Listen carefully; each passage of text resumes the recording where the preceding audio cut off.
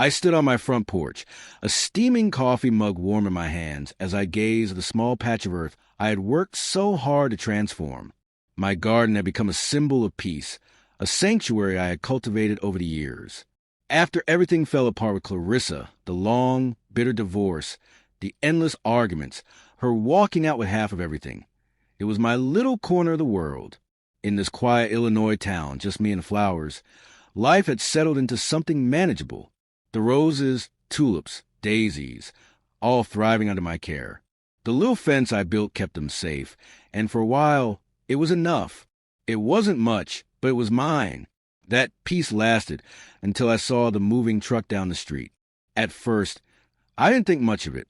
Just new neighbors, probably looking for a quiet life like mine. Then I saw her, Clarissa, stepping out of the truck, flipping her hair back with that familiar gesture, as though she was still trying to hold on to something she no longer had. My stomach dropped.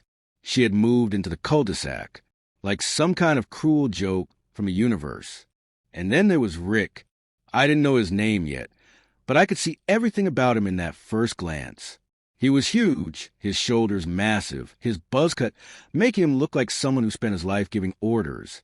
His truck, a massive chromed-out beast, roared with the kind of presence designed to draw attention. I watched them unpack, hoping against hope they would keep to themselves. But that kind of optimism doesn't last long when reality sinks in. A few days later, I was out watering my garden when I heard the engine of Rick's truck roar to life. I looked up just in time to see him tear out of their driveway, taking the corner too fast and veering over the edge of my yard. His tires left deep ruts in the grass I had spent months tending. I stood frozen, coffee spilling over my hand, as I clenched my jaw. It wasn't just a garden, it was a warning. And then it happened again, and again. Each time, Rick's truck would swing wide, carving up the edges of my yard, leaving deep scars behind. I kept fixing it, telling myself it wasn't worth the fight. Then one Saturday, I was crouched in the dirt, planting marigolds when I heard that truck again. I barely had time to stand up before the truck came barreling straight through my garden. The front tires crushed my flowers, the back tires flattened the tulips, and petals flew everywhere. I jumped to my feet, heart pounding, fists clenched. But Rick didn't even slow down. He just kept going, laughing out his open window like it was some kind of game. I turned to their house, and there she was, Clarissa, sitting on the porch, sipping tea and smirking, the same way she always did when she knew she had won. I couldn't take it anymore. I marched across the street, still covered in dirt, and stopped at the foot of their driveway. "Hey," I called, my voice shaking with rage. Rick hopped out of his truck, wiping his hands on his jeans, acting like he'd just done some kind of real work.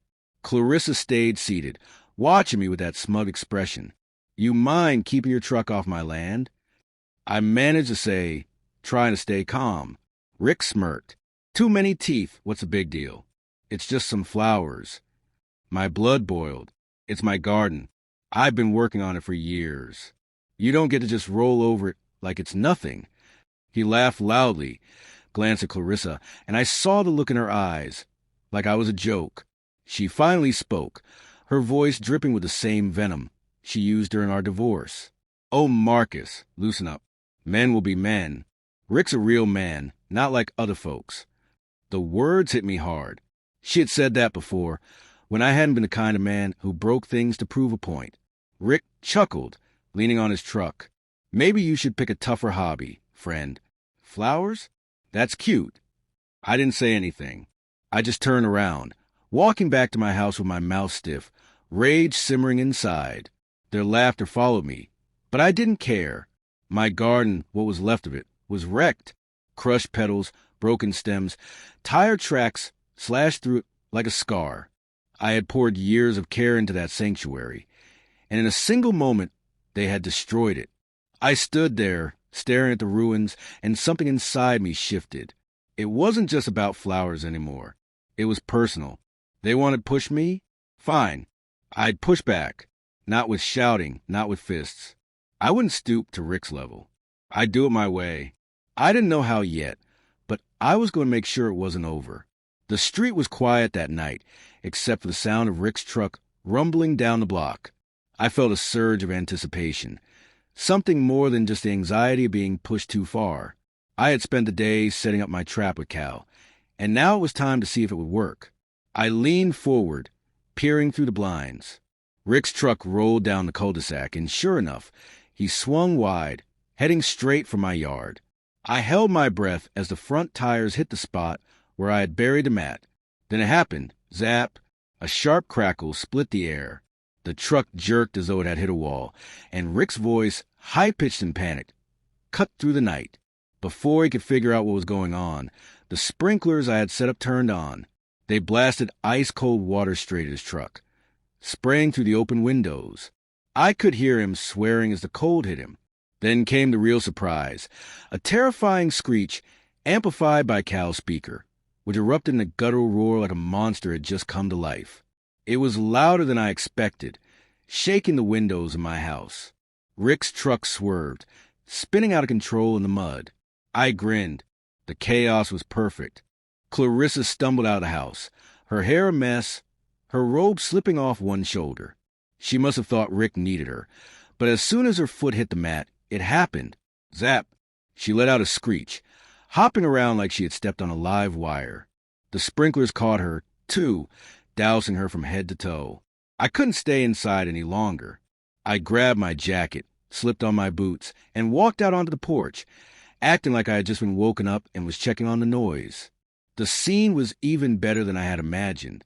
Rick was half out his truck, struggling to free his leg from the mud.